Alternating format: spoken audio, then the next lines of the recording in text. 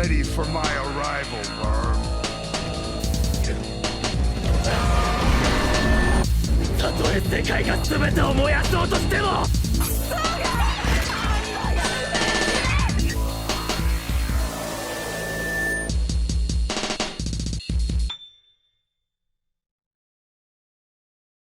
Every time I'm wondering when Internet Historian will return, I always wonder to myself, what kind of video are we going to get? This isn't a video, this is a movie. Basically, yes. An hour and 28 minutes. I've watched movies in theaters that don't have runtimes this long. And... Shortest movie I've ever watched was actually only 49 minutes long, I believe. Oh, really? Blood the Last Vampire. Oh, yeah. For me, it was, let's see, I think it was like 78 minutes in a movie theater. Can't remember, but yeah, this is a long one. This is a long video from the one and only Internet Historian. He's back, and he's back with a bang. And dear Lord, the title of the video is Ever Given, Ever Taken Away. So this is longer than Cost of Concordia and like the Ingoodening of No Man's Sky combined. This is literally longer than two of his longest videos we've watched. That's crazy to me.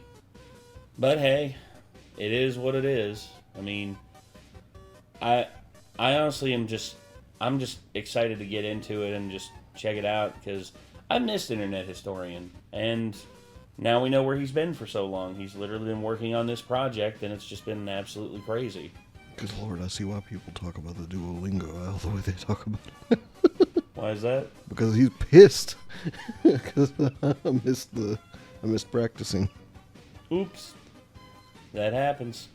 He's turned evil. I was going to try something real quick because I saw just to see what happens.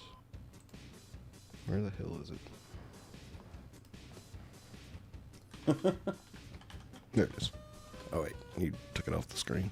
Oh, sorry. Yeah, it's right here. Unable to scan the link. And then,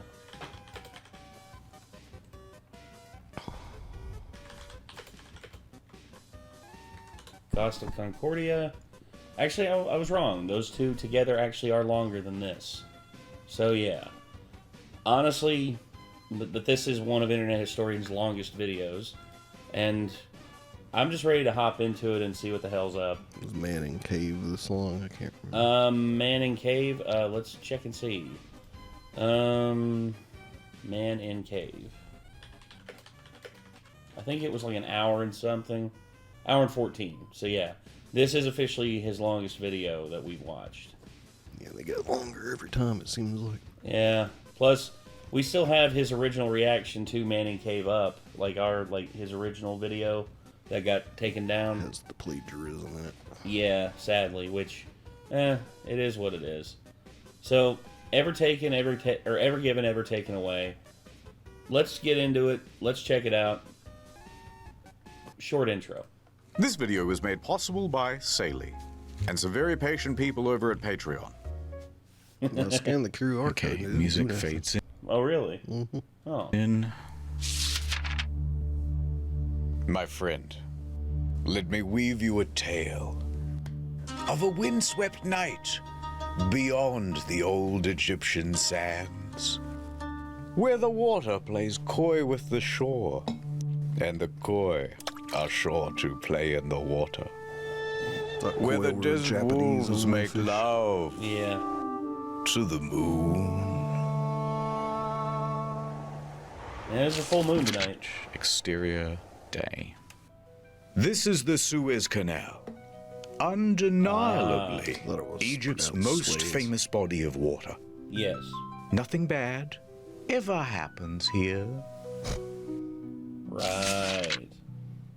Oh, except for that one time.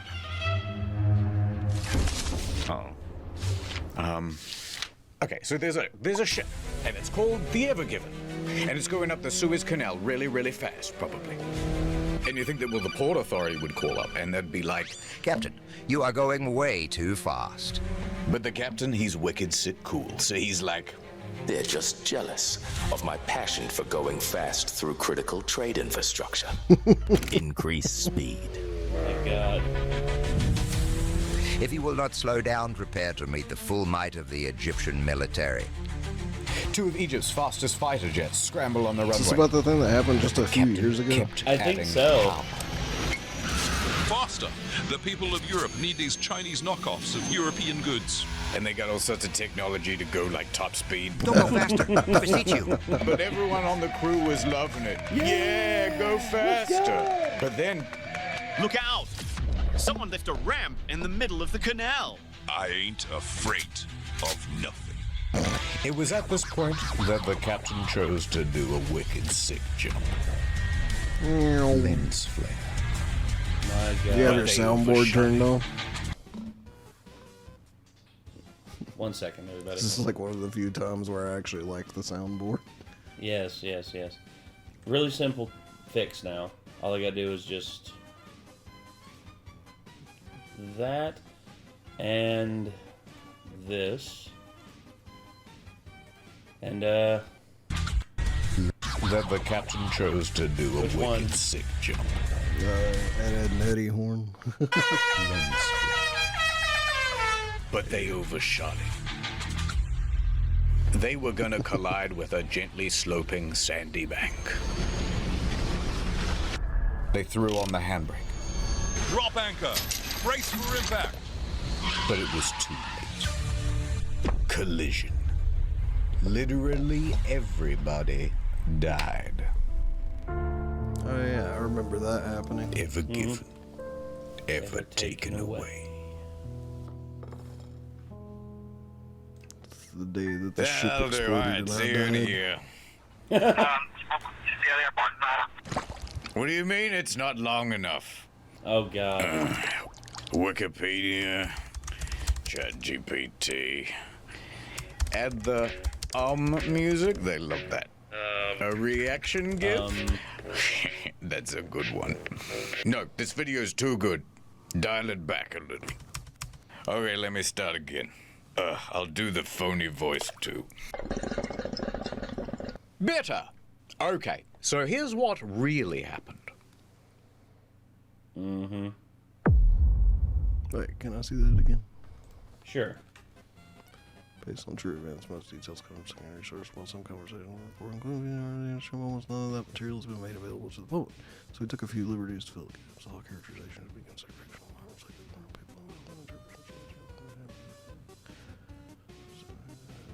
Be cool. Please don't bother any of the people involved in this way. We're just here to have a good time. Fair enough. Yeah, skipping over his disclaimers before his bitten us in the ass. So. Yes, yes, it has. This story begins in Malaysia. Of course, you already know, but that's this one over here. And at a port named Tanjung Pelepus is the container ship known as the Evergiven. The last of the cargo is loaded onto the ship, and the captain of the ship, Chrisian Cantheville, is there with his crew of 20. Hello! Hello. At this point, Cantheville probably said something like, "All right, the boat's tummy is all full of cargo. We're almost ready to get going." So Evergreen, the operating company of the ship, would have called ahead and booked passage for the ship. Yes, one adult ship ticket, please. Large. How many containers? Hold on. 1, 2, 3, 4, 5, 6, 7, 8, 9, 10, 11, 12. Now this guy at the operating company is on the line to the Suez Canal Authority. And they are in charge of all of the operations of the Suez Canal. All right, thank you for choosing Suez Waterways. You are scheduled for March 23rd. You are 920 Can I seconds check in something queue. real fast? All right, we've got a It's gonna bother me for the whole video. if I- Sure. What, Suez Canal? Yeah, the Suez Canal basically connects, like, Asia, like, the greater, like, Indian Ocean and, like, Suez Canal. Wow. Okay, so Suez Canal. I've been pronouncing it wrong my entire life. What were you calling it? I heard so many people, like when I was younger, like some of my teachers in school and everything called it the Suez Canal. Sways. Yeah. Sways. It's like suede shoes. The blue suede shoes. Supermax container coming through on March 23rd. Pulling up the stats now. The Ever Given, one of the largest container ships in the world. Over 400 meters long, 60 meters wide. It's a big boy. Only 10% smaller than the world's largest aircraft carrier. Damn. Able yeah. to carry over 20,000 of these shipping Damn, containers. boy, thick. Here's a guy in a Thick sailor ass boy. Yeah. All right, navigator, helmsman, Gene. Let's get going. We wouldn't want to hold up the other ships. With a teary goodbye, the Ever Given sets sail from Malaysia and makes course for the Netherlands. Let's go to the map. Malaysia? And you already know, but the Netherlands is over here. The route's so simple. You just go from here over to... Oh. Yeah, Africa. We're blocked by Africa, sir. Should we... You go through the Suez Canal right there. Basically, you just cut through there, and you're in the Mediterranean. Then you go through the Cape right here. That's between Spain and Africa, and then there you go. just head back? Makes Don't worry, I know a aquatic navigation super Head easy. into that inlet. It's called the Red Sea. Yeah, the Red Sea, sorry. Captain, it's blue. I know. In a bit over a week, the Ever Given cruises all the way to the Red Sea. It has that name for a reason, And on the but way- I can't remember why. Well, it's the same sea that supposedly Moses parted. I'm to, pretty like, sure, free the like- Egyptians, or to free the Jews from you know. I gotta fact check myself again. I'm making this video longer. I'm sorry. The Red Sea origin.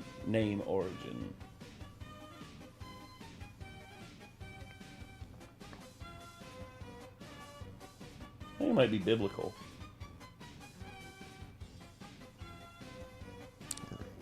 Most common theories suggest it refers to the seasonal blooms of a reddish-brown algae called Yeah, that's what I'd heard. Ah, okay, yeah. Another theory proposes that red was used to indicate the sea's location to the south, as some ancient languages use colors to represent directions. Interesting. Oh, okay. Someone on the crew points out Djibouti and says it aloud. Djibouti. Djibouti, because it's fun to say. It's a great time to be a cargo ship captain, I can tell you that much. Captain, we've got another problem on the sat-nav. There's more land in the way. How are we supposed to get through an obstacle like this? Should I just head back? Now, if this was 1868, Canterville would be in big trouble. But luckily, in 1869, someone happened to dig a big channel. Right from one side of this isthmus to the other. And filled it with water, they did. Which meant that ships no longer needed to circumnavigate Africa. It's nothing personal. It's a geographic thing. Late that evening, Makes the it Ever Given easier. arrives at the Gulf of Suez, here on the map. It's a big open area for ships to park. And there are ships everywhere, sitting idle, waiting for their turn to pass through the canal. Now the helmsman is kind of driving around the area, looking for a place to park and drop anchor. But then, something captures his attention. Hey, what's that mysterious-looking ship over there? It looks abandoned. M.V. Ahmad. M.V. Do not speak its name, helmsman. Why not? Look, there's a spot. That's a handicap. They pass the ship, drop anchor, and radio in to the Suez Canal Authority. Thank you for joining the queue. Typical wait time is a few hours, up to 1 business day. Why do we have to wait? Why can't we just go straight Poster through? with Cleopatra. Because we've Let's got do it rules for here her. at the canal. A big book of them. No Yeah. running, no dive bombing, and blah, blah, blah. Somewhere way down the back of the manual it says, all vessels entering or leaving the canal must have a pilot. And in fact, a ship as large as yours needs 2. These pilots are employees of the Canal Authority who understand the perils of the route. Kind of like a consultant to the captain. And they stand around going, yes, yes, go here, turn coming up here, watch out for the geese. Basically, yeah. So just stand by for a while, yep? Alright, nothing to do till this pilot arrives. Guess I'll take a little bit of me time.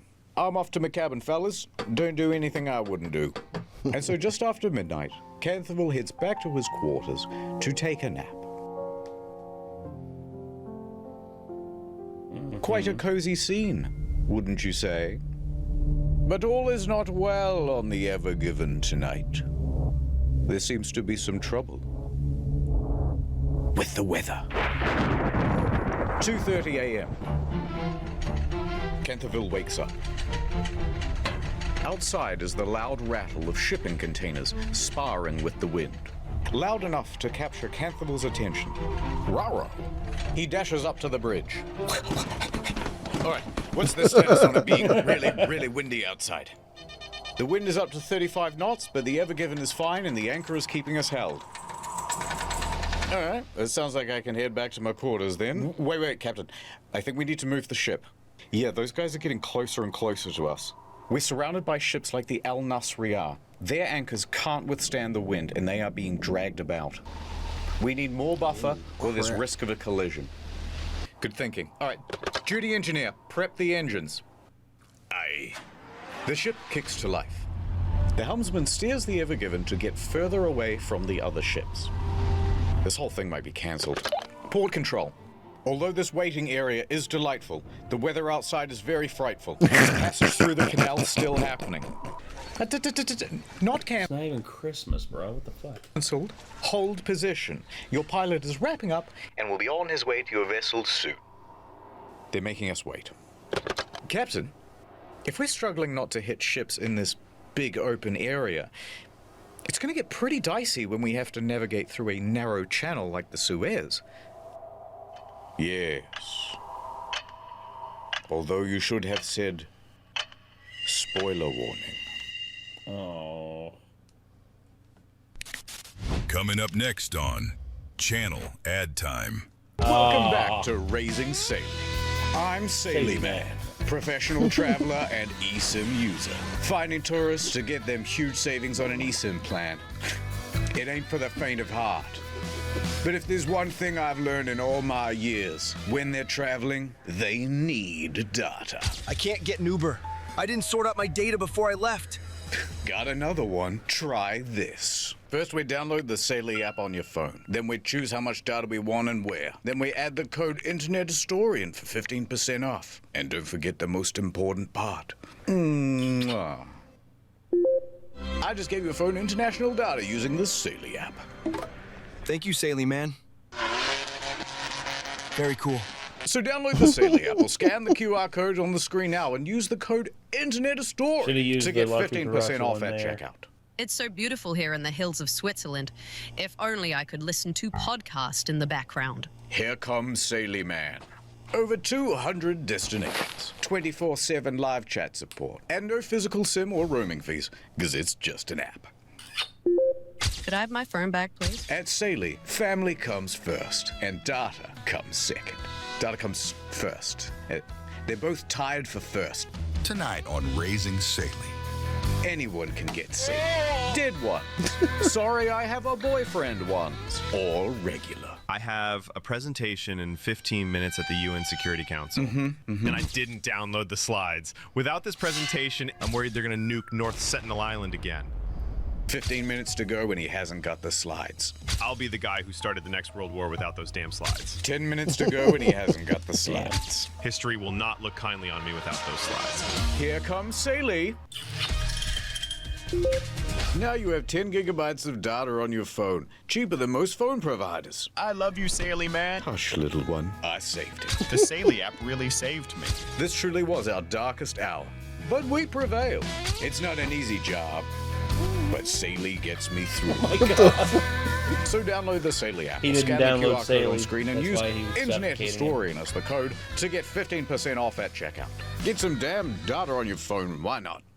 Ad over. Okay. Some time has passed. We're back on the bridge. There's the helmsman. Captain's gone back to his quarters. Pilots won't be here for hours.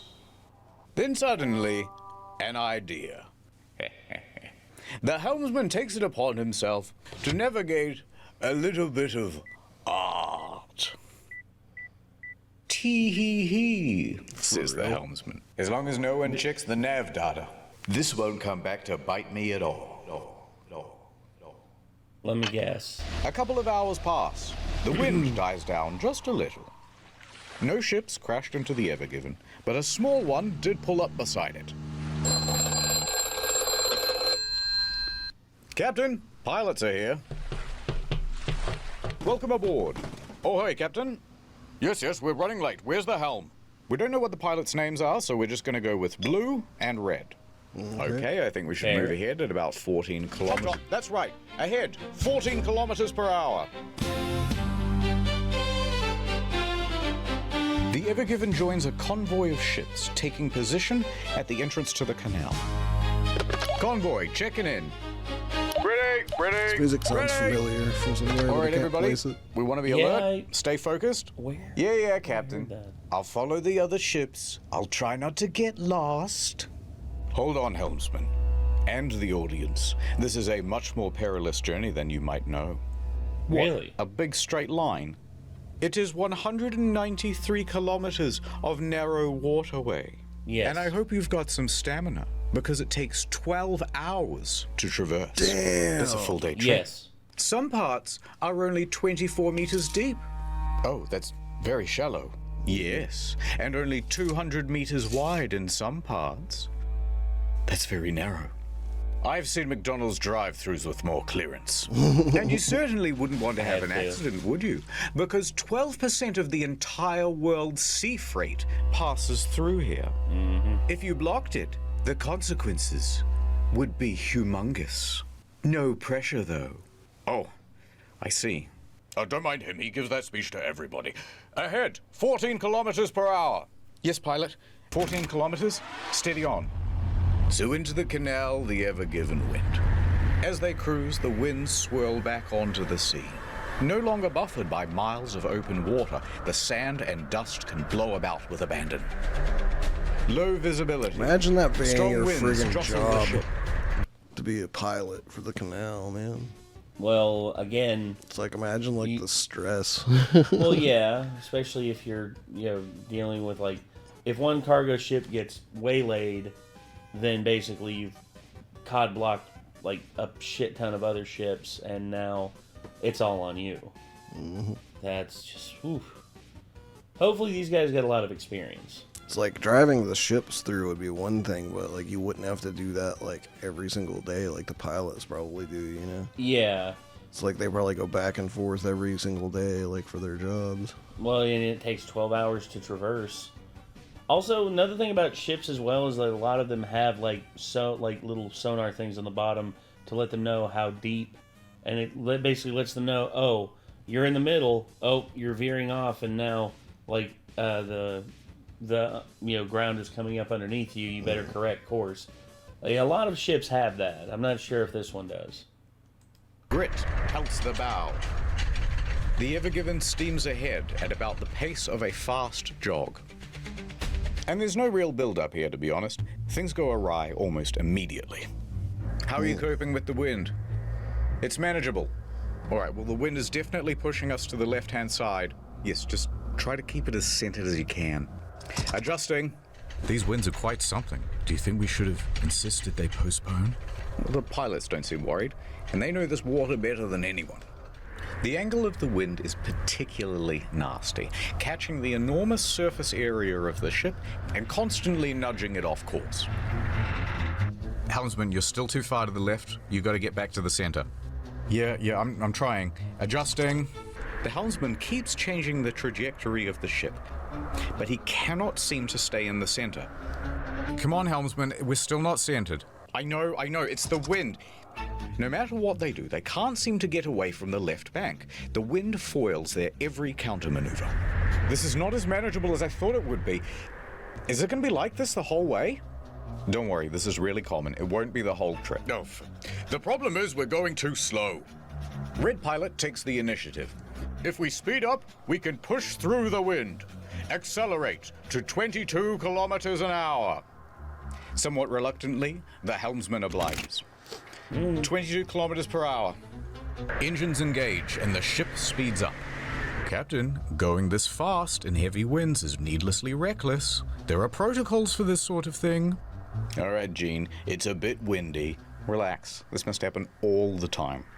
The red pilot was right. The increased speed helps them to fight through the wind and get away from the left-hand bank. However, they can't seem to keep the ship in the very center. Helmsman, you're aimed too severely to the right-hand bank now. We need a bit of leadership here. Don't worry, I know what to do. Turn left. Adjusting. The pilot's giving steering instructions now. Captain, is he supposed to do that? Captain, the pilot is not here to give steering orders. You should say something. The ship is now consistently snaking left and right and left and right. Turn to the right. So they turn to the right, but then they end up too far to the right. You're too close to the right bank now. Turn to the left. Yes, I agree. Turn to the left.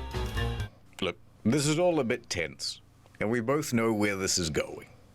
It's gonna crash. Let's just enjoy it. Oh, wow. There it is. A gently sloping sandy bank. Red pilot, we're just consultants. This isn't our job to steer the ship. You're micromanaging. We should only be giving general navigation advice. We're getting too close to the left bank. I can't keep it centered. We have to slow this ship down. If we slow down, the wind will push us into the bank.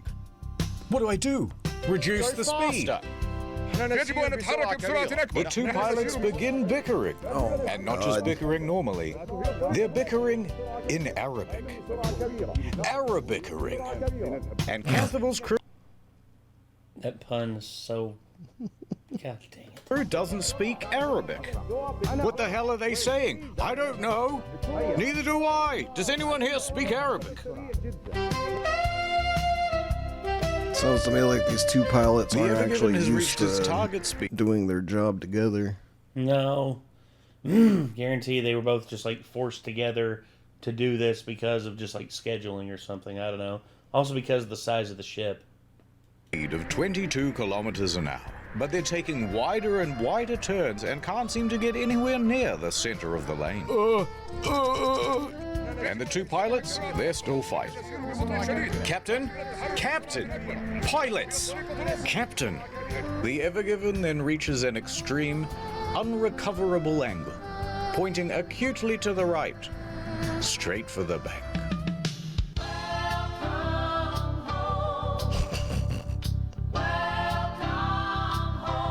We need to turn left. Now. Hard left. Hard to the left. Hard to the left. The rudder turns, That but the ship doesn't. doesn't turn with it. Instead, it slides. Didn't I tell you to turn left? Why aren't we turning? I am turning to the left, Captain. The ship's not responding. I knew this would happen. It's your fault. The helmsman loses his ability to steer. The ship has gone out of control. My God. Captain. Canthabil finally steps forward. Enough! Helmsman, center the rudder. Reduce speed. Rudder center. Reduce... But it's too late. Canthabil did not intervene in time. You would have them. Shit. What did that say? According to the person filming with VDR audio, reacted to the shit. Shit. Bye.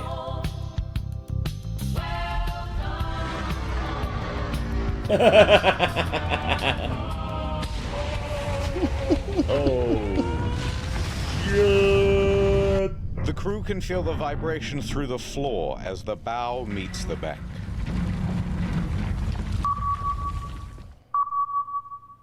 Captain, I think we just blocked the That Suez bow, Canal. raised 6 meters, slides into the bank with ease, like a hot pencil through pudding. Meanwhile, the rear of the ship is pulled into the opposite bank.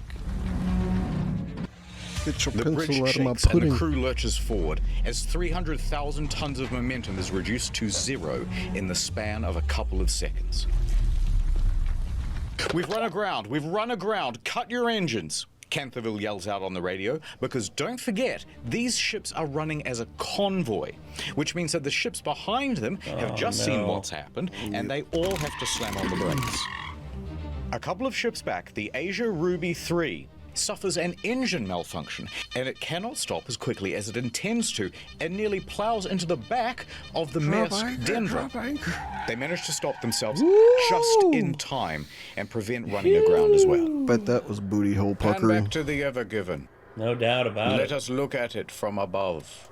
It is diagonally wedged across the entire canal. An unplanned bridge connecting two continents. A ship collision of such magnitude. I feel like there's they should almost do nothing. one of two things to the canal after that happened. And what's that? I feel like both would be extremely expensive, but they either need to build wind walls on the side of it or make it wider in places. Yeah, it's just... Digging it wider in places may not be possible depending on what's built on the sides of it, but wind walls would definitely be a good idea. Try telling that to the two countries that it's cut in between, because trying to get any kind of headway done with two countries that are basically kind of sort of against each other in the Middle East. Yeah, basically. Yeah. And yeah, as much as I think they want to widen the Suez Canal and make the Suez Canal more updated to more modern standards, yeah, I don't think it's happening anytime soon. Then to compare it to, maybe Hindenburg? Nah. 9/11?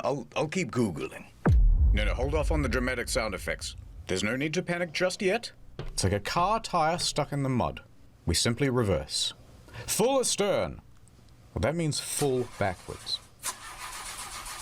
Propellers at the back of the ship whiz to little effect. Locked in place by the sand. We didn't move. Merely a run-up. Crash astern. That's the most dramatic version of full astern, ramping up to full thrust as quickly as possible. Nothing. No, stop it. No sound effect just yet. We still have one more option. Start up the bow thrusters.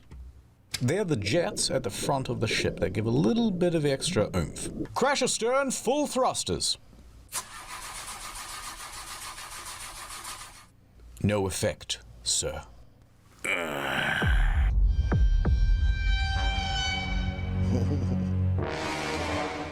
Now, we don't have the transcript from here, so we'll just presume that at the time, Canterville said something very quirky and millennial, like, So that just happened. But what we do know is that he and the pilots then jumped on the radio and got in contact with the Port Authority.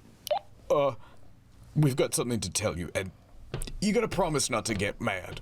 Shut up. Look, listen, we're gonna need a tugboat. We are run aground. The helmsman takes a turn at being millennial. There are other ships right behind me, aren't there? Uh-huh. And there were, as the queue of container ships piling up behind them got longer and longer. Make that 2 tugboats. So what happened here I exactly? think the first thing I would have said And was like, who well, is in- what the fuck do we do now? At this point, you would need a big enough, you'd need some tugboats in there, and I would pull the stern out, the back end of the boat out, free up the propellers, and try and get it free from the front with the ship's propellers, and then try to correct course and then keep going forward. But I don't know what's going to happen, so let's take a look and see. Big trouble. Explainer time. There are 3 main causes to why the ship crashed. Let's start with the wind. The captain could have very easily said, guys, the wind is far too severe. Let's postpone. But he didn't. However, the blame's not all on Canterville. No. The 2 pilots could have also said, let's just follow protocol. By radioing in to HQ and saying, yes, get us 2 tugboats, please. With 1 on each side at the front, they would have had far more stability and control. and they wouldn't need to erratically fight about with the wind to stay in the middle of the lane. Second cause, the speed of the ship. Now, it was the red pilot who told the helmsman, accelerate the ship to 22 kilometers per hour. But when he did that, they were already driving at the speed limit for their weight class, 14 kilometers per hour. And telling the helmsman to go beyond that meant that they are technically breaking the rules. And while I agree that some rules are made to be broken, going this fast in a very large ship in a comparatively small canal causes a whole bunch of problems to do with fluid dynamics. Yes. Big problems. Huge. 5 fun physics phenomena. No, I don't know the physics, and if I did, I wouldn't tell you. But what I will say is this. Speeding up causes something approximating oversteer. The ship becomes all slidey. I'm just going to turn a little bit to the left, but instead you go a lot to the left. I'll just turn right a little bit, but instead you turn to the right a lot. Remember how the cheerful navigator was like, come on guys, we have to get back to the center of the lane. Well, they can't, because every time they try to direct back to the center, the speed and the oversteer means they overshoot it. One more effect of going very fast. I will sneeze. Wait for it. Take a look at this animation side on. Water pressure effects cause the ship to tilt. Fucking Veritasium. At this speed, the front is raised 6 meters higher than usual, which means when they collide with the bank, combined with the high velocity, they really wedge themselves in.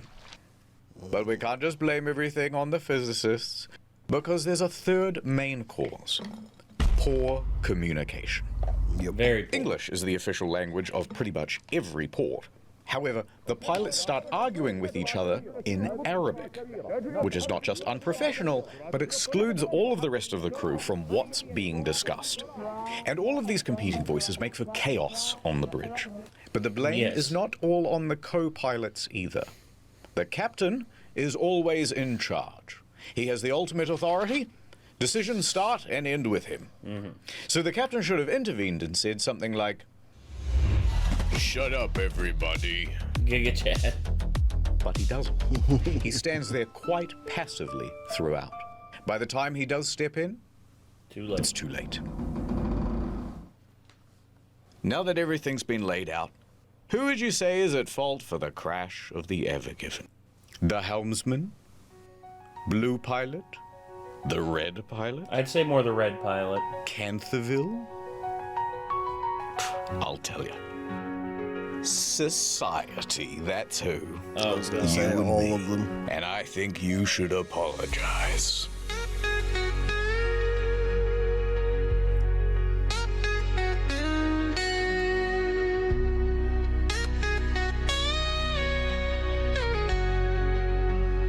Alrighty, so we have something 3.5 times the size of the Titanic, choking the world's largest freighting canal like a greedy seagull throating a glue stick. Good start. And they didn't get very far through the canal itself. About 5% of the progress bar. But if we scroll up for a second, we can see what landmarks they missed out on. The Great Bitter Lake. Named so because the water there is very salty instead of fresh. Then up a 2-lane bit and over to Timsah Lake. Named so because Timsah is the Arabic word for crocodile, because there used to be crocodiles in there. Otherwise, it's pretty much zip right through to the Mediterranean. That would have been very nice for them. Now we go back a bit to Timsah Lake, and here you'll find the city of Ismailia. And at its port, see this building? This is the Suez Canal Authority. Inside, Captain El Said, head of navigational control, is just settling in for the day. As he sits down to his desk, Captain, you're gonna want to see this. The video feed pulls up. What? Line 1. We're stuck. We'd like to request a tugboat. Stuck? Stuck where? You know that single lane area pretty close to the entrance? There. Now, had this happened in one of the 2-lane sections, they could have kept the traffic flowing. But alas. What? So you're blocking all the traffic? Mr. El Said, we already promised we wouldn't get mad. Fine. I gotta see how bad it is in person. Al Said snatches his keys off his desk and he races down to his car, rushing to the scene. He gets out and casts his eyes upon the ship. My God. Towering over him is a structure the width and breadth of the world's largest Walmart, except it is also 15 stories tall. Damn, that's a big The bitch. bow, raised 6 meters higher than normal, is jammed into one side. Like an unwitting finger in a Chinese finger trap that somebody filled with Gorilla Glue in its prom tomorrow. And The ass of the ship firmly squatting aground on the other side.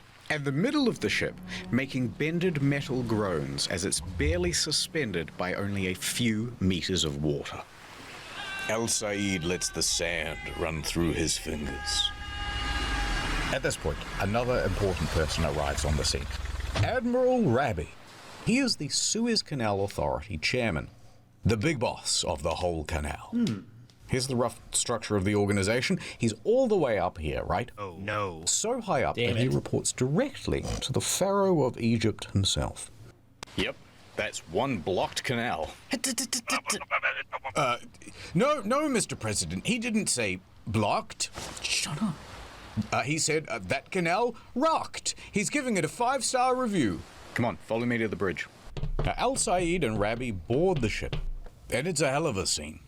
The crew is racing around. Oh God, they're gonna check the nav data. They're gonna see the dick pic. Oh God. Anvil's standing back taking a panicked phone call with the operating company. Okay, so 2 pilots walk into a ship, and the first one says, And the 2 pilots from before are still bickering. All right, you 2 are dismissed. Canterville. oh God, this is the end of my career. This is gonna cost $1 billion. Al Said puts his hand on Canterville's shoulder. Do not worry, my friend. We shall solve this. Come on, Captain, what's the status? Well, the ship isn't floating. Yeah? No, what I mean is the situation is worse than you think. It's the way we're pitched up on the shore. The weight distribution is all wrong. We're like a raised bridge, but we don't have any of the support underneath. The middle of the ship could bend under its own weight and tear. That would suck. So it could sink? Yeah. That would shut down the whole canal for months. Are we taking on water? No, I've had the engineers check the hull. We can't see water making ingress anywhere. Yet. The best way to get free and the best way to prevent the ship from potentially sinking is to lighten the load. We need to get rid of at least, I don't know, like 20,000 tons. How quickly do you think your crew can offload containers? No. Look how high those boxes are stacked. To offload these containers is going to require specialist equipment. The kind you'd only find at a dedicated port. We're not going to be able to offload these containers out here in the middle of nowhere. All right, well, it's the easiest, most brute force solution you can think of. The ballast tanks. Go on. We've got nearly 10,000 tons of ballast water on board. We can dump that right now and relieve some pressure. Excellent idea. I'll get started. No, you can't do that. Well, why not? Flood the canal. Allow me to explain. You see, when a ship fills its ballast tanks, it's filling with more than just water. It's a big, dilute, salty soup of algae, plant material, and even sometimes small fish. Pick that up in Malaysia, and then just dump that at the next port. You're introducing these stowaway pest species into the environment. Yeah. Some examples of these invasive species include the Northern Pacific Sea Star. Yo, this is Patrick. The European green crab. Lionfish. Son of a bitch. And cholera.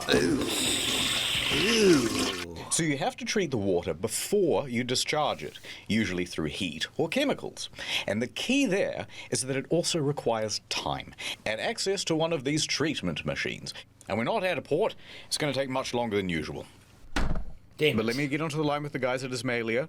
We probably have a portable water treatment machine somewhere. Al Said turns and looks out the window. Coming down the canal are 2 tugboats, the ones that they ordered earlier. Look, we might not even be that deeply wedged in. These 2 tugboats might be all we need. Yes, tugboats. This is the Mosaid 2 and the Mosaid 3. These 2 little guys are able to pull around this massive cargo ship, comparable in size to the Ever Given. On go the ties.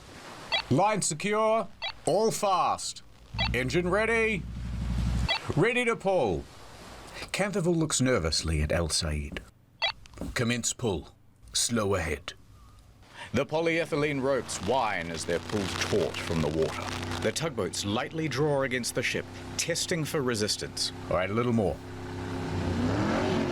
More. More. Full power. Nothing. Not an inch of difference. Nope. All right, stop engines. Be on standby. This isn't going to work. With just 2 tugboats, we do not have the pull for a ship this massive, this deeply grounded. It's also low tide. That's not helping. Wind's high tide. Early afternoon, in a couple of hours. All right, that buys us some time. How soon do you think you can get a dredger out here? Let me find out for you. Please hold. The dredgers can remove the sand below the waterline that's all built up around the ship. Hi again. They say it'll take a day, maybe 2. All right, tell them to hurry. A day or 2? I'd better update my boss. Let him know it's not gonna be a quick fix. I should call my wife as well. All right, don't go too far. I need you for something in a minute. Hey, what about excavators? Oh yeah, how many we got? Right now? No, for my birthday. Yeah, now. 1. One guy. There's only 1 excavator on standby for the whole canal. Well, it's just post-COVID. Everyone's been excavating from home. Patch me through. There really was just 1 guy, by the way. It's local contractor Abdullah. So he picks up the phone. Mushy mushy. There's been a big accident at the canal. I highly doubt he answered his phone that way in that country. Mushy mushy. Abdullah, there's sand and dirt everywhere. I need your help. Just send me the deets, Chum. Abdullah jumps in his truck and heads to the scene. And when he pulls up, gut in Himmel, he sees the massive Ever Given wedged into the canal. Abdullah locks himself into his excavator and gets to work on the most important task he's ever done digged.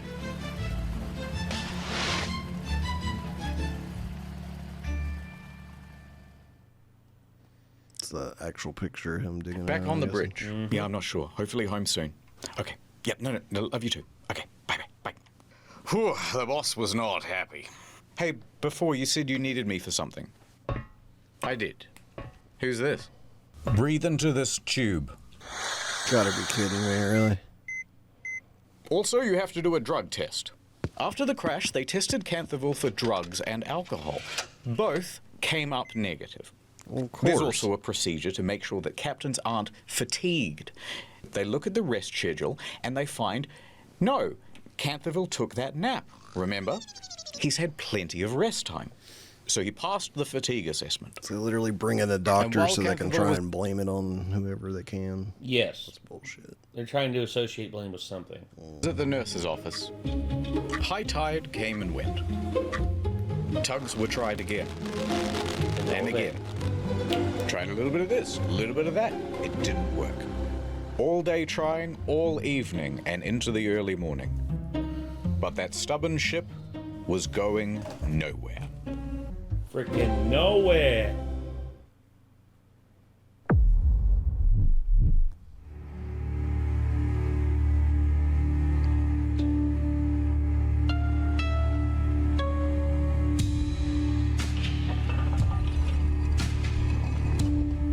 What is happening?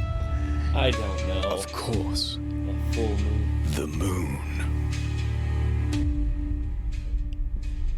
Gentlemen, we are going to steal the moon! Day 2. There's quite a queue of ships by this point, and they're all honking their horns impatiently. Hey, move your ass! I got Frozens in the back. Go around!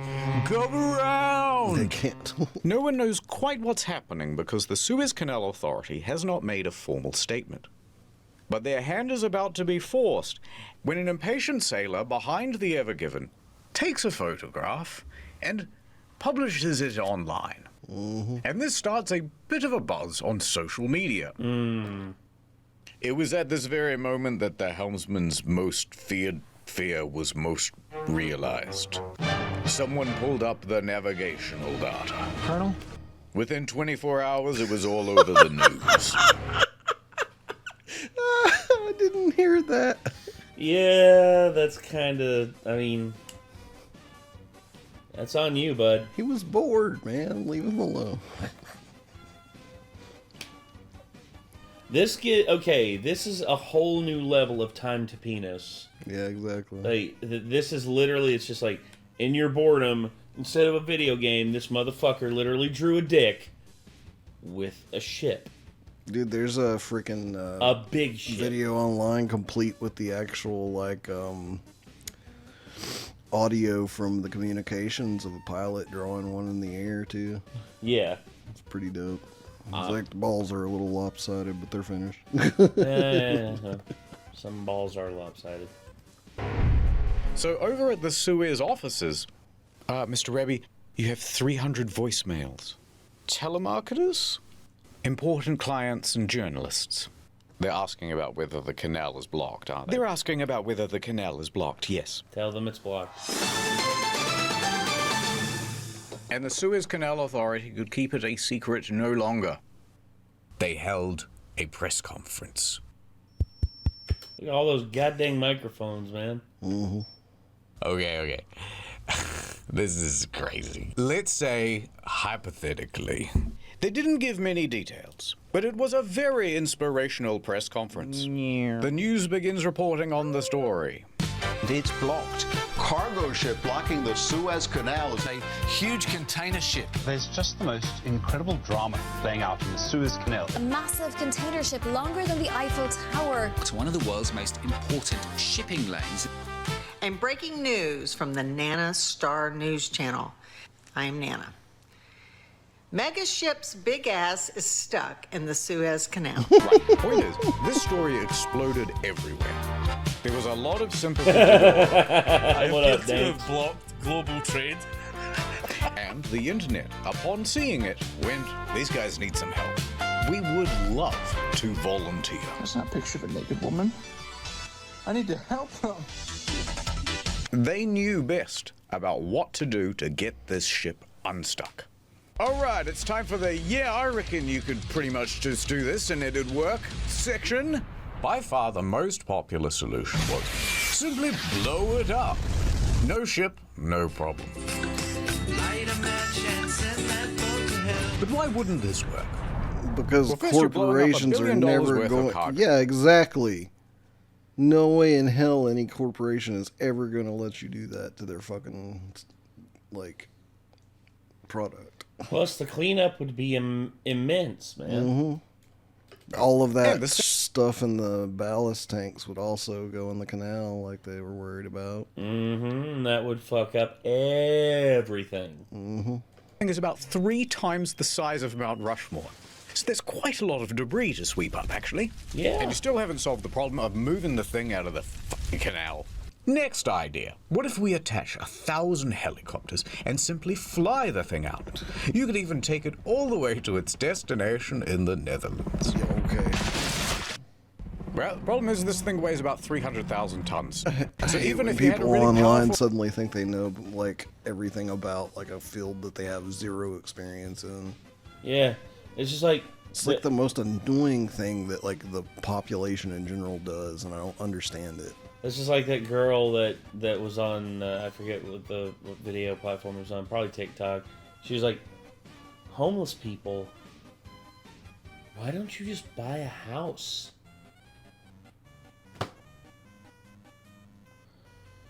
You can't fix stupid. You're depressed. Have you tried just cheering up? Yeah. It's like cancer. You have anxiety. Have you tried just calming down? It's like cancer? Well, just stop that. It's like, have you told your cells to quit it? Yeah. Helicopter, you're gonna need like 25,000 of them. And you can't put them all together in one area or they'll all crash. It ain't gonna work. Quite literally. Hey, maybe pull up a bit. Next. Alright, more seriously, why don't we take a whole bunch of old jet engines, weld them to the sides of the ship, turn them all on at once, and... Whee! the day is saved. However, there is a risk of an explosion. And then you'd have a hole in the ship. And then the ship sinks. And then you're really never moving it. Hear me out. Liquid nitrogen. A lot of liquid nitrogen right under the boat. The water freezes, expands, the ship lifts up. Bob's your uncle. You love it. Except now, the ship is just stuck in ice. And then it melts. And then you're back to the exact same position. Also, you need like $1 billion worth of nitrogen. There's no way to get that much material, let alone handle the scale of that material. Also, everyone's going to freeze to death on board, and the ballast will expand in the tanks, and that'll destroy the ship. Also, liquid nitrogen, when it hits water, creates a cloud of gas that would suffocate everyone if they didn't freeze to death. Yes, quite literally. All right. Last idea. Best idea. What if we just actively made things worse? Such as this petition to add a second boat to the canal. Oh my god. Jokes aside, one humble comment did stand out from the crowd. Get a few people on this side, a few people on that side, push it, and I really think it would go. Well, maybe. Because that's exactly what the recovery team intended to do. Ahoy! Ah, good to see you back from the nurse. My whole thing this whole time is just like, okay, they had 2 tugboats pull it from like the one side. That didn't work. It sounds to me like they need probably 4 to 6 at least, like on each side, and have one pulling, you know, from the opposite side that's like tilted back this way. Yeah. And the others pulling from the side they were pulling on. Trying to get it to rotate, you know. Yeah, well, my thing is the pulling at the back is the best solution, because that way you free the prop up in order for it to actually like use power to free itself. Mm-hmm. And whenever you do that, then you get the back, the stern of the ship out more in the middle of the canal. Then you get a tugboat on both sides, and on top of like pulling with the ship, then you can wedge it free. Reverse somewhat. Yeah, that's what I'm saying. Because that was their original plan, reverse and get the fuck out, but they couldn't, so, yeah. But they wouldn't take my word for it. Also, I don't know if they have enough room to even get tugboats past all the ships that are behind them either. So. They might be able to. If they tell if they're able to like navigate them around the ships, they might be able to. So I'm sure there's a huge traffic jam going on back behind them at this point. Mm-hmm. Believed you. Just give me the walkie-talkie. All right, full ahead with the excavators. 3 more excavators join Abdullah, and they are all busily digging out the front and rear of the ship. It's still going too slow. What else we got? More rescue stuff. So here comes Rabbi pulling up to the scene. Good news, fellas. And he's standing atop a very powerful bit of kit. A big, beautiful dredger. To be specific, a cutter suction dredge. Essentially, you've got a big rotating cutting tool that loosens up all the soil, while a big suction pipe sends it yonder. All right, do the dredgy. Full speed. What else we got? We got more tugboats incoming. More and more tugboats join the fray. There you go. A total of 8, arranged around the ship like this. Notably, the Baraka 1 and the Izzat Adel. The Baraka 1? Damn. Didn't realize that Mortal Kombat was up in this bitch. Shing. These are 2 of the most powerful tugboats in the Middle East, and that includes the non-deserty parts. Full ahead with those. They keep trying. A cacophony of engines playing the highest stakes game of tug-of-war ever attempted. Tens of millions of dollars being lost every hour until it was won. And their opponent? Unbothered, moisturized, taking up the whole lane. Unbudgeable. All right, we're calling it for now. Oh, El Sayed, we've thrown everything we can at this ship, and it won't concede an inch. It's hopeless, hopeless. The cynicism of youth. I've worked for many years on the Suez. There's magic in the water, Canterville. Magic. We will succeed. Gene? Your words are empty, El Sayed. Optimism You see the reflection in the water? Magic in the water, Canterville. Magic. What is that? It was Gene. Yeah, it's Gene. Does Gene come up with the idea that saves everyone? That saves everyone? Magic. We will succeed. Your words are empty, El Said. Optimism has blinded you, El Said. We cannot defeat the Canal. It is simply too powerful. If I were the guys at Case and Kaisha, I'd just forget about the Ever Given and buy a new ship. Well, we can't afford a new ship. The owners of the Ever Given, Shoei Kaisen Kaisha Limited, are getting very worried. I need that ship back, and I can't just leave it to the Suez Canal Authority to do it.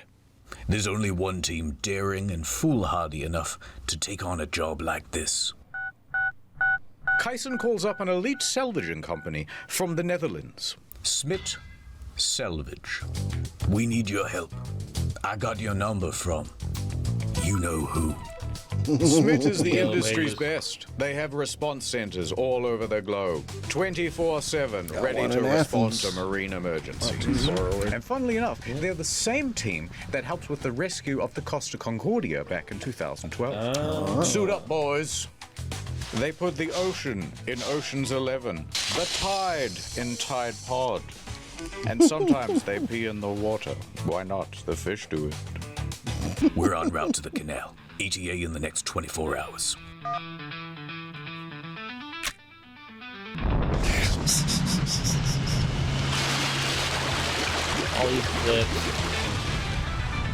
All these clips from like different movies and shows. They had one from like Breaking Bad, and another one here from Tomorrow Never Dies. Or no, this is The World Is Not Enough. Sorry. Next time on Boat in Canal. The prophecy. It's coming true. Kiss me, you fool. I'm beginning to think you don't want to get the boat free. Well, is it the Yanny wire or the Laurel wire? Oh, you motherfucker. I couldn't hear you. You're breaking up. Laurel. There's only one way this was ever gonna go.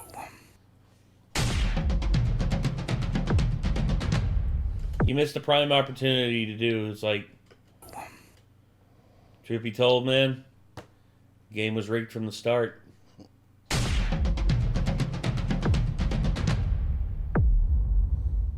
It's now day 3. There's more digging, more tugging, but the ship is still exactly where they left it.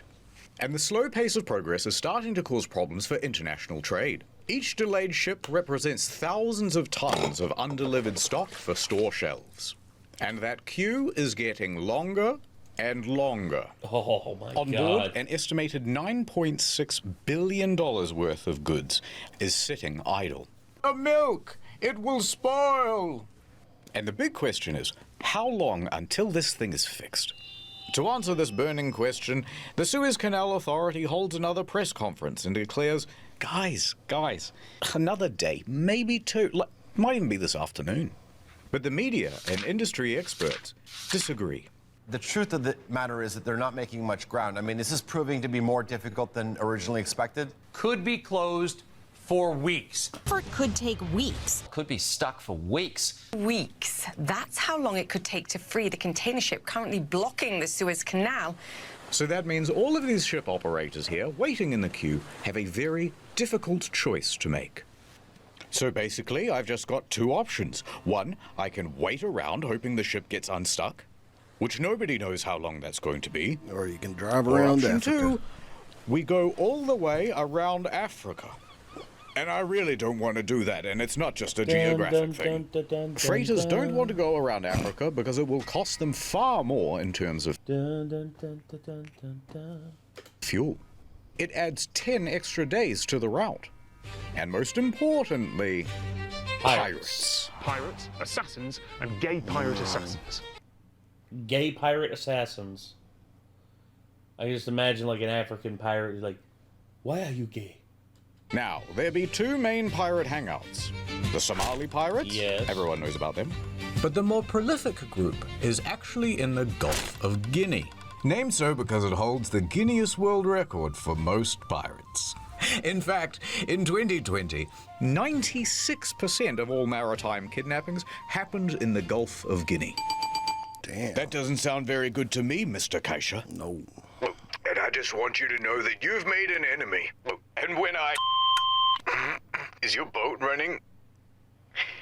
Because you better fucking move it. You can't park there. All right, hear me out. I'm thinking...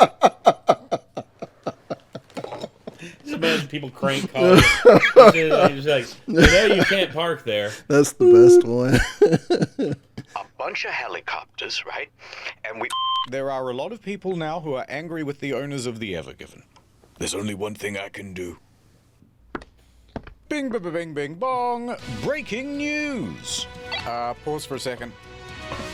Don't tell me he... Shoei Kaisen Kaisha is big sorry. The owners of the Ever Given feel such enormous pressure that they go live on television to make a public apology. We are determined to keep on working hard to resolve the situation as soon as possible. Please do not be mad. In a few years, we'll all have a big laugh about it. Yours sincerely, Mr. Kaisha. I kind of feel bad for them because I really don't think that the blame is on the people who own the ship in any capacity whatsoever. No, but because they're the face of the company, a lot of the blame is going to be like aimed right at them because it's just how it is. That's just how news media works, man. I mean, they're going to take aim at like the most popular person. For instance, anytime Nintendo fucked up, it was always like Reggie's fault or Satoru Iwata or Miyamoto's fault because they're the faces of they were the faces of the company, and now it's just like I want to know whose fault it is right now because they're definitely fucking up right now. Yeah, I can't remember the name of the CEO of Nintendo right now, but yeah, bro, you're fucking up. Stop it. That's the boss of my boss's Thing boss. is people are buying I'm in so their much freaking trouble. new system at such speeds that they don't think they're fucking up at all. Give it time. It'll slow down, and eventually they'll realize, we need to lower the prices. Here's a $10 voucher. The only good thing is the fact that they're basically selling nothing in terms of third-party games on Switch 2. So. That's true. That's true. Can't do anything about it. All we can do is keep trying to free the ship. So they keep going. And going. Into the night.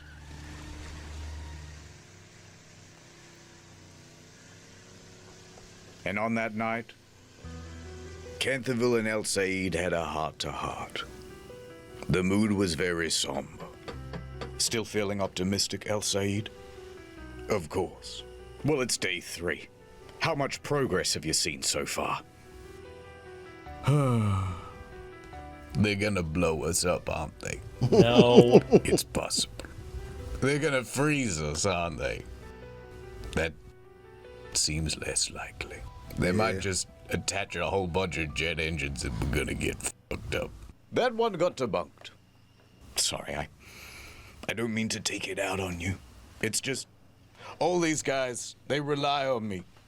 The navigator, the helmsman, Gene, and the other ones we never animated. But I'm thinking maybe I should just get on a lifeboat right now and never look back. I've just noticed none of them have a name tag except for Gene. And I think there's a reason for that. He's eventually going to say his full name. Yeah. Well, either that or he's going to be the one to be like, why don't we try this? And then it works. And then everyone's like, Gene, you're a hero. On an island somewhere. Because we don't know the name of the helmsman. We know the name of the captain because, they have to release that information. But what was Gene's job again? Don't know. That's the thing. They That's never what they said. haven't said. They said we have the helmsman, we have this guy, then we have Gene. Far, far away from here. Run away? Look at this. Timu neck massager for Sally. I bet she's checking her mailbox every morning. Bulk $6 fingerless gloves for Mr. Poe Box. You want to disappoint him? Poe Box. No. Little Jimmy won't be getting his 20-pack of kitchen tongs this Christmas. And you think that doesn't kill me inside? But we've exhausted every option. There's nothing on Earth that could free this ship. Well, that's where you're right. Look up there, Lil Canthy. El Said points up into the night sky. Los Lunos. Yes, the moon. The son of the night. To the ancient Egyptians, it was a sign of hope.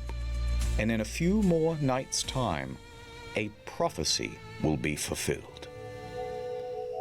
The supermoon. I have to show you a kind of boring diagram. I'm so sorry. You see, the moon doesn't just orbit the Earth in a perfectly equidistant circle. No. It is, in fact, an ellipse. That means there is a point when the moon is the furthest from the Earth, and we call that the apogee. And there's also a point where it's closest to the Earth.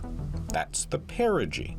You know when you look into the night sky and the moon seems bigger or smaller than usual? That's why. Different distances, isn't it?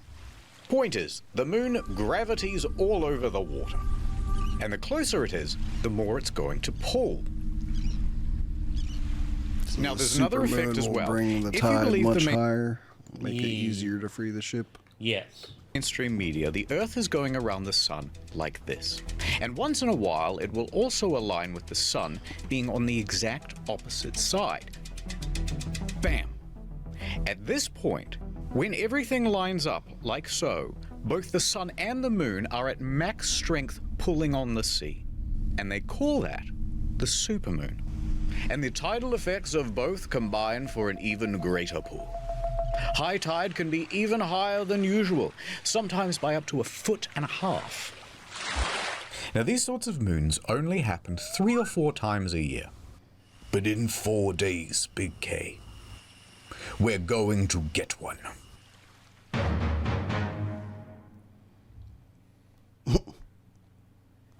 Previously on Boat in Canal. Don't let go! Ha ha ha, my plans have all fallen into place. Oh my gosh. I thought I knew what being a captain meant. What do you mean, cut the black and blue wire? There's only white and gold. We've got one chance left. The moon. This is just like that Costa Concordia video he did, but way less funny. God. Over at the Ever Given, things are status quo. But online, there's a bit of a new development. A screenshot of a news article appears. Cargo ship crashes into Suez Canal. Captain involved in incident. But there's a twist. Uh-oh. Is that a woman? A woman. Egypt's first female sea captain, Marwa El-Sadar, was being named in this headline as responsible for crashing the Ever Given. And the screenshot of this news headline spread all across social media. For Marwa to have screwed up this badly is impressive. Especially considering she's never worked on the Ever Given and is currently hundreds of miles away in Alexandria. What the hell happened there? Oh, it's just people latching onto a narrative and making their own truth. I hate to say it, but it happens way more often than you think. People literally latch onto this and they're just like, of course it was a woman. And of course, in a very, and I know here's the thing about the internet here in the States. If you think it's bad here, my God, you should see the amount of, absolute atrocious things they say about women on, Arab news sites, like Urdu and, all these other news sites from all over the rest of the world. In the States, it's pretty bad. Over there, it's literally, it's borderline war crime shit they say. But someone online went, first female captain? Grody?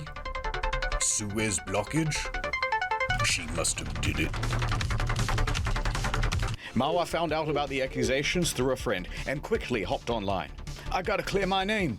Guys, it isn't me! But the online bad guys must have hacked her account, because everything she wrote just came out in squiggles. So Marwa tried to hack back.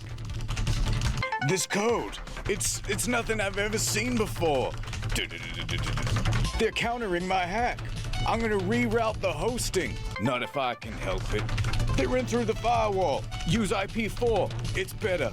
Now, while we can all agree that a lady captain is very gross and icky, and while we all agree that she should be doing a lady job, like adding rosemary oil to the ballast water, or knitting hand warmers for the steering wheel. Wow. It was not fair that she was being falsely accused. And the situation was escalating as the online bad guys started making fake accounts pretending to be her.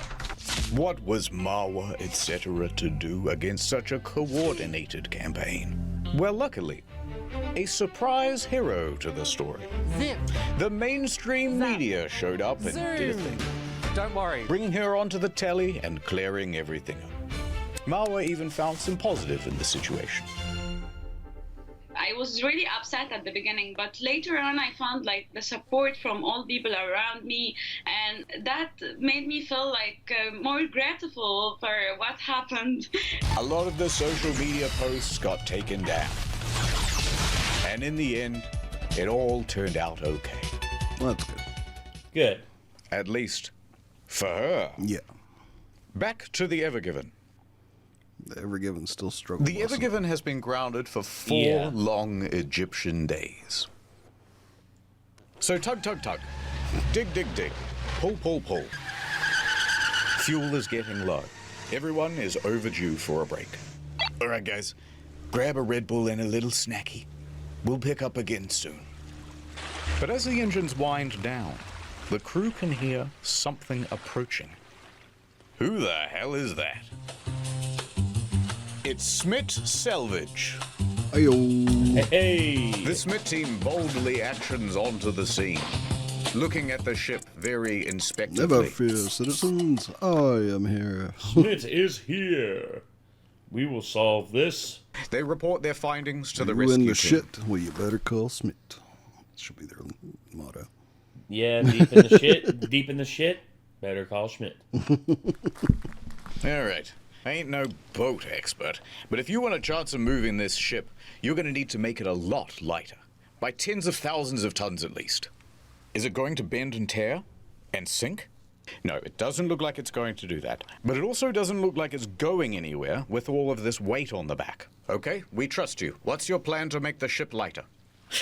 I know a guy. He's got a crane. I'll get it down here. We'll offload all the containers. It'll be brilliant. You're gonna love it. The container thing again? Yeah, how long is that going to take? Well, to get them down here and to get all the equipment assembled, we're going to need at least a few weeks. Weeks? Damn. Yeah, and to get all the containers off the ship, that might take several months. Months? Damn. No, Mr. President. He didn't say months. He said, monks. Those Shaolin guys. They're very strong. Everything's going according to plan.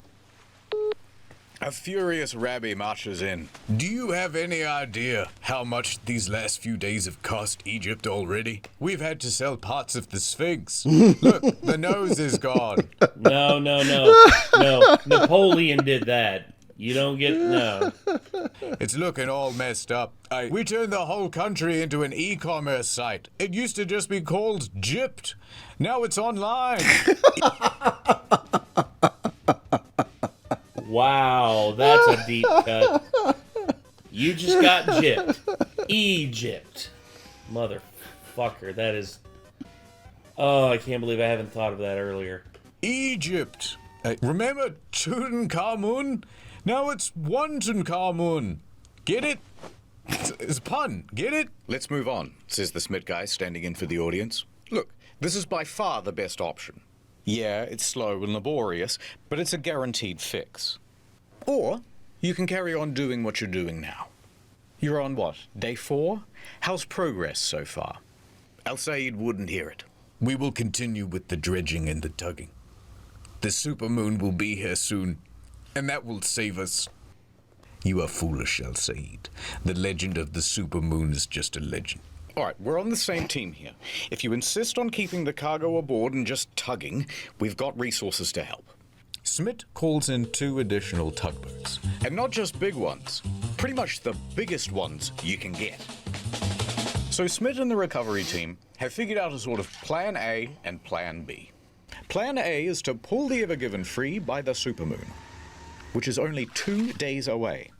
Now, if that doesn't work, they'll have to go to Plan B, which is to offload by crane most of these containers, and that will take months.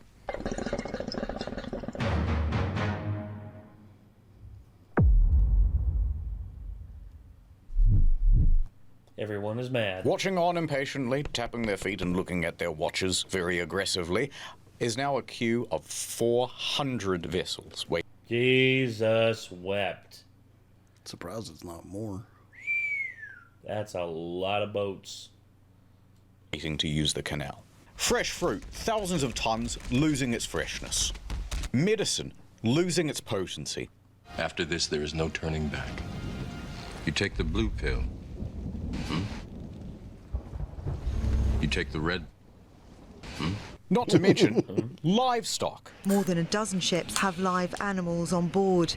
Mostly sheep and cattle, lightly sizzling under an Egyptian sun. The Egyptian government has had to dispatch vets to board these ships No doubt about it. to tend to the animals' welfare. I am a surgeon! A few days ago, when I was a younger man, freight from Asia only cost $8,000 a container. Now it's $12,000. And the impact is being felt by a lot of larger companies. Renault, for example, ran out of some critical components and had to halt assembly at a couple of its plants. Adidas, Nike, IKEA, all saw shortages. Some of our clients are out of their top-selling SKUs already. And as tankers queue, oil prices are rising. Let my people go! Through the little waterway, please. And meanwhile, all across the day, the tugs are trying again and again. Move a little more sand, wait for the next high tide, try again. And as this marches on with the same futility as day one, banking on the supermoon looks like a costlier and costlier gamble. Alright, enough of this. Said about 100 ships opting instead to go the long route around Africa, accepting the longer traffic time and piratey risk.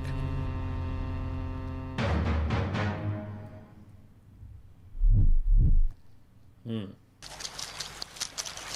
I was the ships going around Africa, like I would want to be like in a convoy of like a bunch of us, like so you could at least try to maybe deter piracy by like sheer numbers and intimidation factor of how big your fleet looks, you know. Mm-hmm.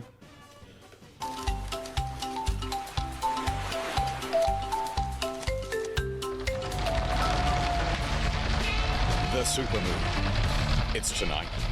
There's a renewed energy as people scuttle around the area, doing everything they can to prep the ship for the big event. The excavator crew, over the course of the week, has expanded to a team of 11, working double, sometimes triple shifts with only 3 hours a day for sleep. Together with the two dredgers, they have moved 30,000 cubic meters of sand and soil. For comparison, this is 1 cubic meter, and this is 30,000 cubic meters. It's a big box. Moved heaven and earth. And here is what it looks like next to the Ever Given. That's a lot of sand. Subway sandwich for scale. And it's borne some results. Overnight, they managed to free the rudder from the left bank. And that's a big deal, because this rudder was acting as a bit of an anchor in the sand. Now free, the stern bobs around with the motion of the water. Great stuff. Meanwhile, the crew is doing everything it can to lighten the weight of the ship.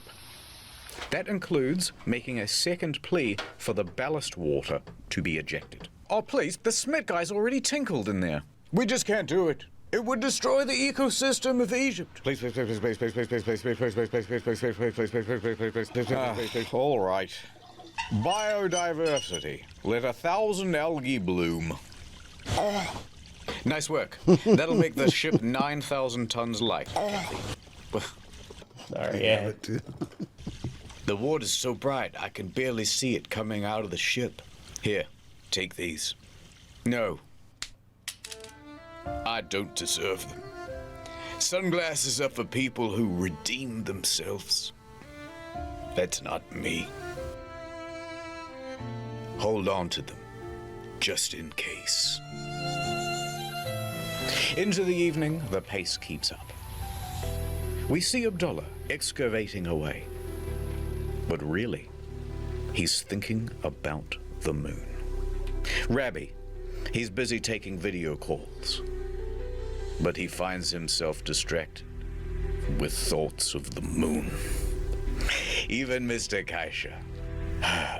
Is there anything in this world that doesn't remind me of her?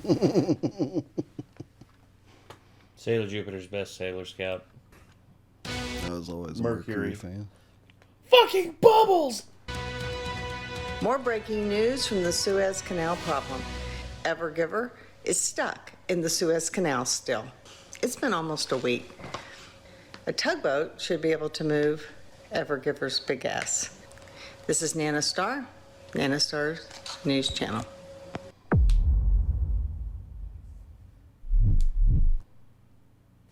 The full moon shone brightly that night, kissing the nape of the canal's neck with its gravity lips. Full tongue. The canal liked it. And spoiling the romance of the moment is a big fleet of tugboats, watching on voyeuristically. They are 17 in total, with just a bit over 1,600 tons of bollard pull. And here's how they're arranged around the Ever Given. Of the four most powerful tugs, 2 go at the front and 2 go at the back. They'll be pulling. Another 6 tugs are put on the flanks. 2 over here, 4 over here. They'll be pushing. The remaining tugs are fueled and ready on the sidelines, waiting for their chance to sub in. Positioned like this, when the word is given, all these ships are going to try and turn the Ever Given anti-clockwise. Looks great, guys! What if they accidentally turn it Do you too think much that and it this gets is stuck God? the other way? Wouldn't that be hilarious? I believe in the supermoon. This had better work. The guy with the ruler down by the shoreline yells out, "The tide has hit its peak!" Al Sayed commands over the radio. Start main engines. Tension on.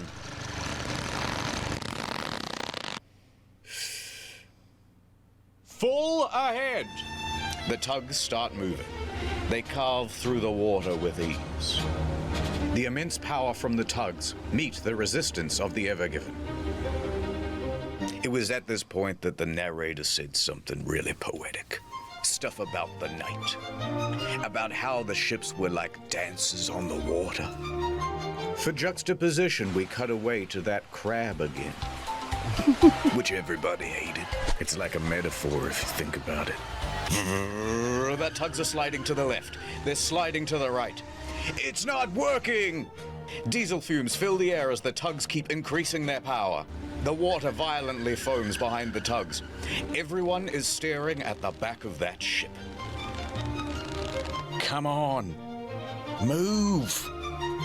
This goes on for minutes. More minutes. Even more minutes. An hour. 2. 4 hours. Damn. By 4:30 a.m., the moon's power is starting to wane and there is very little progress. Don't give up. The tide only goes down so that we can rise once again. Your moon gambit has cost Egypt dearly, Al Sayed. Guards, prepare the sarcophagus with the beetles like in the... What the hell is that? Oh. Under the water, all of this tugging has loosened the sand, the soil, the rock. Oh. Could it be? The sound of metal tensing and flexing. The ship is beginning to move. It is coming free from the bank. The supermoon doesn't come gives free one from last itself. howl. Exactly. It worked. They pulled the ship from the bank. At the back, at least. Now, the bow is still wedged in there pretty good, but this is progress. We're halfway to freedom. Keep going. So they did, all morning.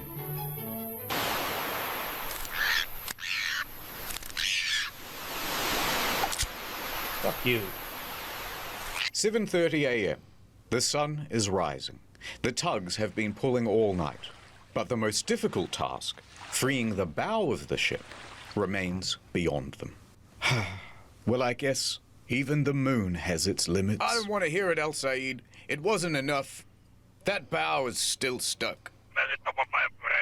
No, Mr. President. They're not saying that the bow is still stuck. They're saying, take a bow. And then something else that rhymes with stuck. I gotta go. They were loading up the missiles for Plan B, as the guys on social media suggested. I lied about the crane thing. This was always the plan, says the Smith guys. You know what, Canterville? I agree. They should just blow us up. What? My career is over now, too. You're the guy who blocked the canal, and I'm the guy who couldn't get it cleared. We've brought instability to the Middle East. But enough, Canterville. I raised your hopes with moon-based promises. But look at the tide. It's low. Low tide. And yet, I am lower still. Canterville looks pensively out the window. And it was at that moment that he had his character arc. He realized that he was the captain, and the captain is always in charge. Shut up, El Said. We shall continue, regardless of the tide. Is that not the Egyptian way? Don't you remember the story, El Said? That every young Egyptian kid is told about the human pyramid? No. Where there's one guy at the bottom who gives up and we all fall down? Heck, it ain't a triangle if you don't try. We need to be strong, together, like a pyramid. It's what Giza would have wanted. You're right, damn it. Thank you, Canterville. That's the most inspirational speech I've ever heard in my life. I'll never lose my faith again. And even though you're kind of the worst captain I've ever seen, you're still the best friend.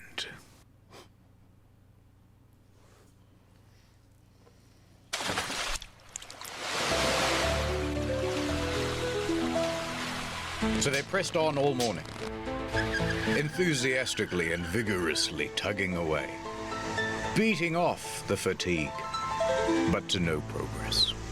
Okay, everyone, take a break. Copy. We'll have lunch and pick up again in a couple of hours. Then suddenly, one of the Smith guys comes busting into the room. I've got an idea. Everybody turns and looks at the Smith guy. All right, well, sorry about the boring diagram, but take a look at this. Remember how we emptied the ballast tanks before? Yeah, of course.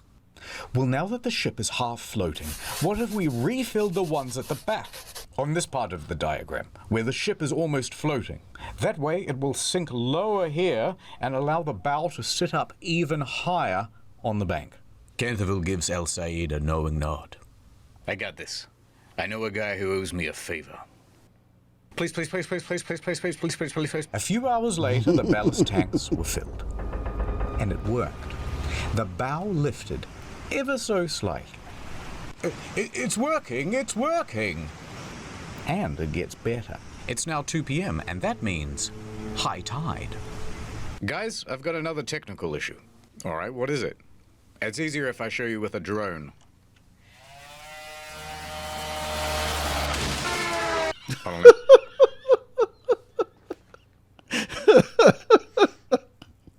All right, then.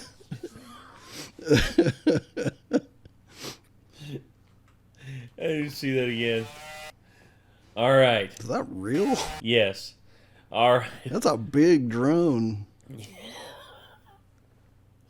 All right. Let's do this shit. God damn. I hope the driver of that truck was all right. It smashed straight through his windshield by the looks of it. I hope so, too, man. Damn. Hold on, let me try again. All right, you can see the ship is lodged at the front. Man, now I want a sandwich. No, I do, too. The guys are pulling, but it ain't budging. However, a lot of force is building up here, And what if it were to break free? The sudden release could propel the ship straight across the water with a hell of a lot of momentum. It could span the entire canal and land on the opposite bank, only to run aground again. Worse still, it could pin these small tugs in its wake. Jesus. Dangerous. To solve this problem, they did a bit of a safety briefing, and they got some rope. 4 ropes, actually, tying the bow of the ship to somewhere on the land. The lines look great, guys. With the contingency in place, the tugs start up again. And about an hour later, at 3:05 p.m., movement. The bow began to shift. Okay, that's definitely moving. This is it. It's working. The ship made a big noise as it accelerated from the bank. And at first, excitement and relief. The bow was coming free. But uh-oh. Remember that concern about the overswing? Well, it's happening. Okay, the only source we found for this part of the story was Bloomberg, but they said that it happened and we wanted to build it. So this recreation is how we imagine it went. The 4 support ropes take strain. Then, snap. One of them breaks. Do you think it's gonna hold? I think it's gonna hold. Move those tugs out of the way. Snap. Another rope breaks. Captain El Sayed. It's gonna hold. Get your tug out of the way, but it's gonna hold. Snap. A 3rd rope breaks. Get out of the way! Get out of the way!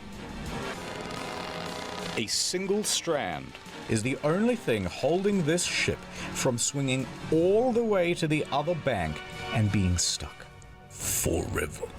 Without even realizing, Canterville grabs Al Sayed's hand and squeezes it tight. It's gonna hold. You're a madman, Canterville. Mad passionate about this canal, and I ain't afraid of nothing.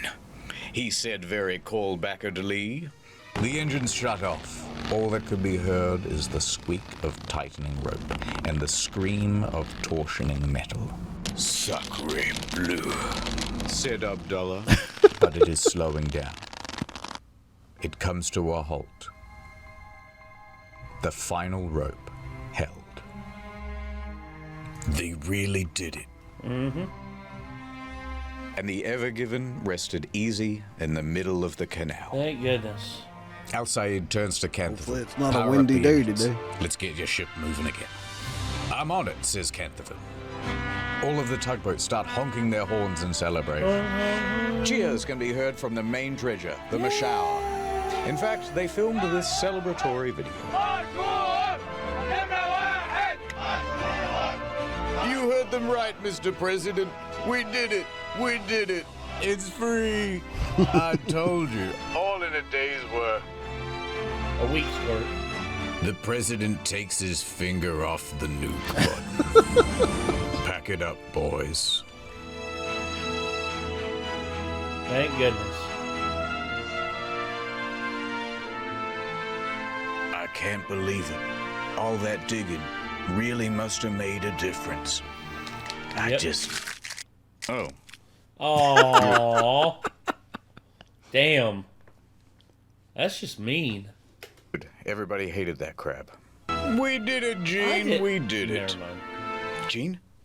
Where are you? Captain, who are you talking to? Gene! Captain, there's no Gene on board. Wait a minute. That was the twist.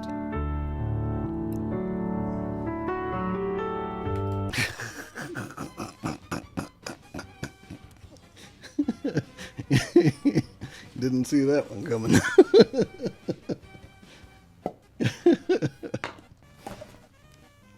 Wow.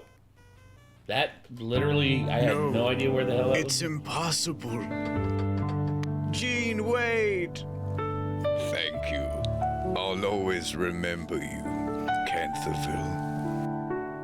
And so the canal was clear once again, and chop chop. You still got work to do. By 8 p.m., the workday had not finished for the Suez Canal Authority. There's still a backlog of 400 ships waiting to go through the canal. So Rabbi stands in front of microphones and says, "The canal will be operating around the clock until the queue is cleared." And within a few days, it returned to normal. It was a big accomplishment. Many industry experts thought it would take several months to free the Ever Given, but the crisis was resolved within a mere week. Prepare the sarcophagus for the doubters. Even Egypt's president came out and said, "Good job, everybody. You know what? Pizza lunch." Hey. And the Suez Canal Authority held a ceremony in honor of the workers who helped to free the ship. And they also made this monument, which you can see on Google Maps. Free. Conditions apply. But the story doesn't end here. A quick note on the helmsman's penis.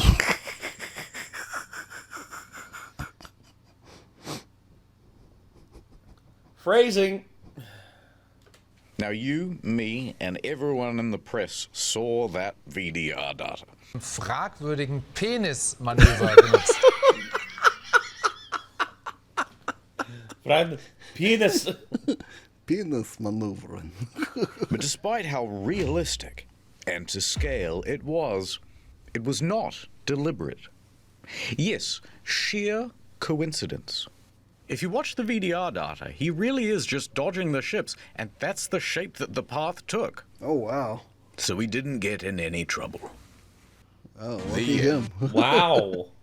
I wasn't expecting that. I thought he was just drawing a penis because he was bored. Oh, all right. I suppose one more smaller detail. Now that the Ever Given is free, what's going to happen to it? And what's going to happen to the crew?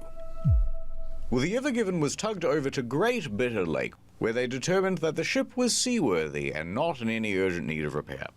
But it's also going to be impounded. Oh no. Hey, there's, like, police boats outside. Why? What did you do? This ship and its crew is now subject to the indefinite detention by the authority of the Egyptian government. Until you pay us, the Ever Given may not leave, says the Suez Canal Authority. Yes, we will be holding on to the Ever Given. It's our view that there was no wrongdoing on the part of the Suez Canal Authority, or it's... You gotta be freaking kidding me. Your pilots literally, like, your one pilot literally made them, like, go above the speed limit. 2 pilots, and it was all the crew of the Ever Given. So their ship will be held until the parent company agrees to rightfully pay us for all of the costs incurred. Jesus, man. Ruh-roh. All of the costs. Now, here's where things get very complicated, and there is a lot of legal mumbo-jumbo. But the crux is this. The Suez Canal Authority says, "Dear Ever Given owners, you owe us $900 million.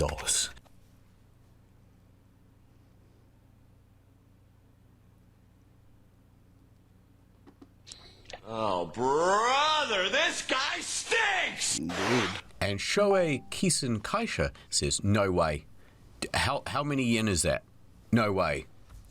So by April 13th, some of the crew was allowed to leave, but a lot of them have to stay. And there's a certain nervousness in the air. Large legal battles can go on for a while, and there was already a bad example of this just a few dozen kilometers away.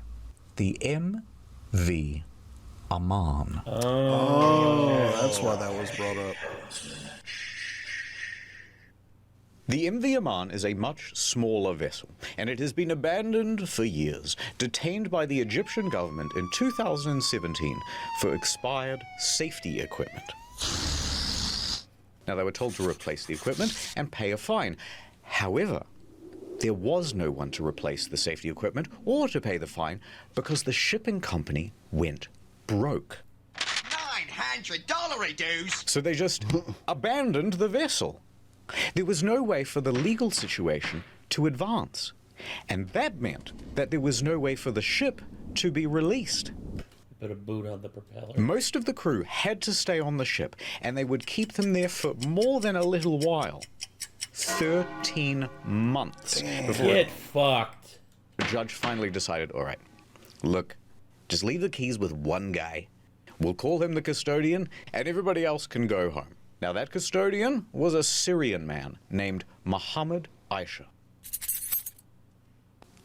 Look, he's holding the keys. He's holding the keys. You have to stay on the ship now. That sucks. Maritime law is absolute bullshit. Everybody else got to leave, but he had to stay.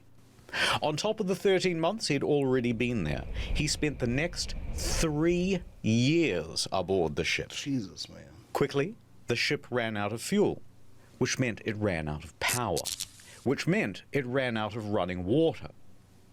No refrigeration either. Food ran out.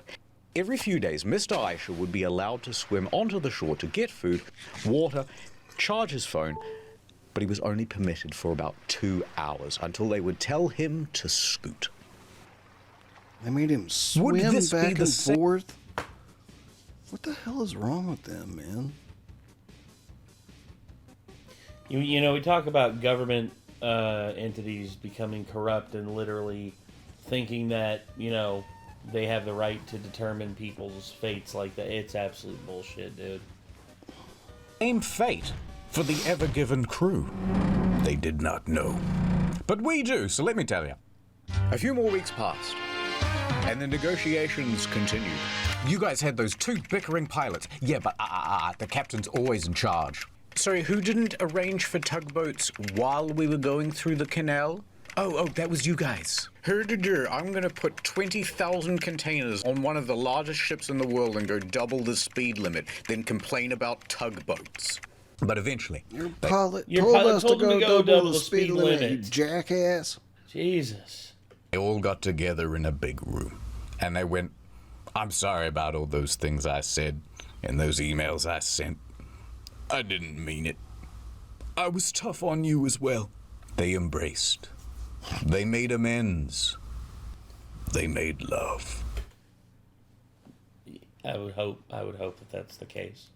And they agreed. Maybe not. All right, you can keep using the canal, but sometimes we get to go fishing on the boat.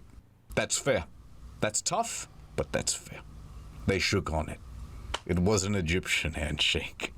They do the thing with the elbow. There was a mummy.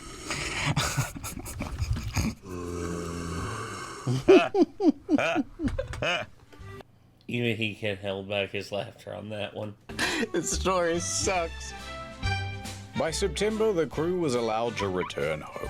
They only got MV Amand a little bit. And that guy on the MV Amand, he got to go home too.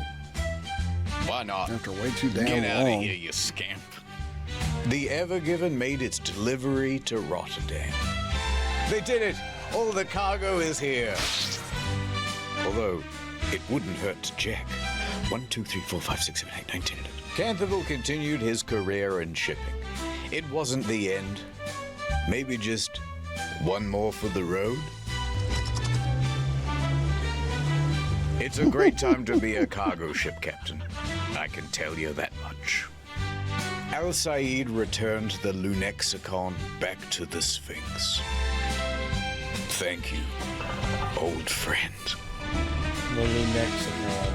And the Ever Given had some minor repairs done to the bow over in Qingdao Port in China. And then she was ready to set sail again. The Ever Given was released back into the wild. It sailed into the sunset. Ever since then, global trade has improved. Prices have gone down. The economy flourished once again. Food returned to the supermarkets. Mothers clutched their babes. A litter of puppies. And peace was finally restored to the Middle East. No. No, it was not. Forever. The fucking wish end. All the economy is like boomed and got better. Thanks again to Salee, the easy way to get data on your phone when you're overseas. And 15% off? Now that's a good deal. Well, we didn't take 3 hours watching the damn thing. Hell, we didn't even take 2. That's an hour and 50 minutes right now. That's good. Damn. So it's pretty good overall. Yeah. It was as entertaining as watching a documentary of it, like a movie, you know? Yes. This is about to be the longest shit I've taken at work. Nice. Promises shorter videos. Post the longest video on his channel a year later. Noticing this channel is becoming a documentary channel about disasters at sea, which means the next video is going to be 2-hour epic about Ocean Gate. Oh, dude, I hope so. I'll see you in 2027, lads. Hell yeah. Yes, please and thank you. Dude, Internet Historian, if you happen to watch our reaction and you get to this point in the video, you probably don't have time because you're probably working on the next video. But if you happen to hear this, it would be interesting to see you do maybe a shorter video about the frickin' dolphin incident. What was the actual name of it? It was crazy, man. The dolphin incident. Yeah, basically, people coming up from like deep sea expeditions. They have to be put in these chambers that basically allow them to readjust to the pressure above sea level. Oh yeah, and shit went haywire. 2 guys pretty much got sucked through a hole, a small hole, too small for a person, because of an accident. Yeah. That's ugh. The Byford dolphin incident. The Byford dolphin incident. Be an interesting video to see from Internet Historian. Oh yeah, I'd also like him to. It was definitely a darker occurrance, though, so I don't know if he'd want to do anything that dark, but I'd also love to see him tackle the Kursk incident. You ever seen the Kursk incident?